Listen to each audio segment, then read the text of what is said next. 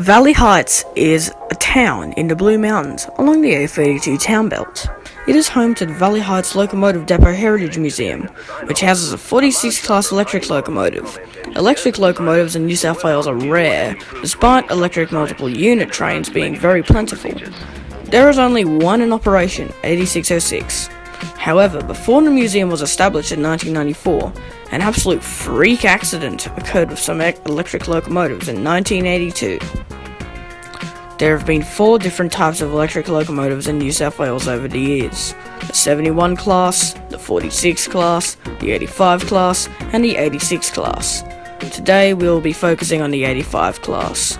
They were a class of 10 locomotives built in 1979 for coal service on the Blue Mountains line. However, they ended up holding all sorts of things on the Blue Mountains line. They also ran passenger services between Central and Lithgow, hauling the Indian Pacific.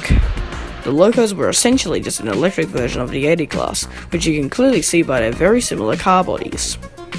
On the 18th of July, 1982, 2 empty freight trains were heading along the Blue Mountains line, the first being a coal train, the second a grain train. It is unknown what the loco or locos were on the coal train, but the locos of the grain train were 2 85 class electric locomotives, 8505 in the lead to be precise. The time is 2 a.m. and both trains are heading into Valley Heights Station towards Springwood. The first train comes to a halt at a red light. However, the light behind him is green. 8505 charges around the corner in the dead of night, not knowing that there is a train right in front of it, and disaster strikes.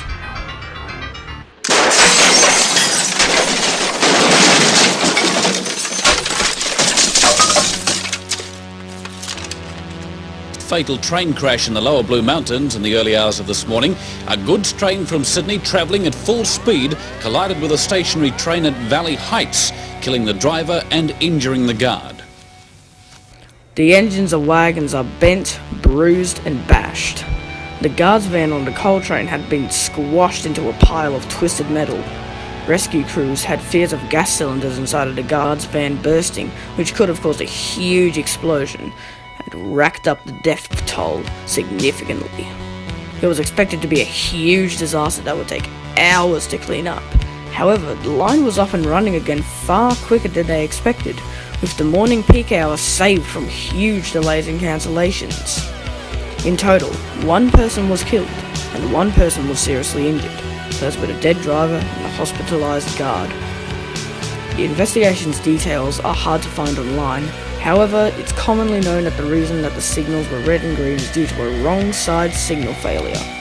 Wrong side signal failure is when 2 signals display the wrong aspect. For instance, here the signal in front of the coal train should have been green and the signal in front of the grain train red. However, due to an issue with the signals, they appeared on the wrong sides. It's been 38 years since this crash, and wrong side signal failure has still caused many accidents, even on the same rail line only a couple of years later at Glenbrook. I've already made a documentary on that crash. However, this doesn't mean the end of the Blue Mountain saga. Next time we head to this alpine region, we will be discussing 4620's other accident, the same loco to crash at Granville.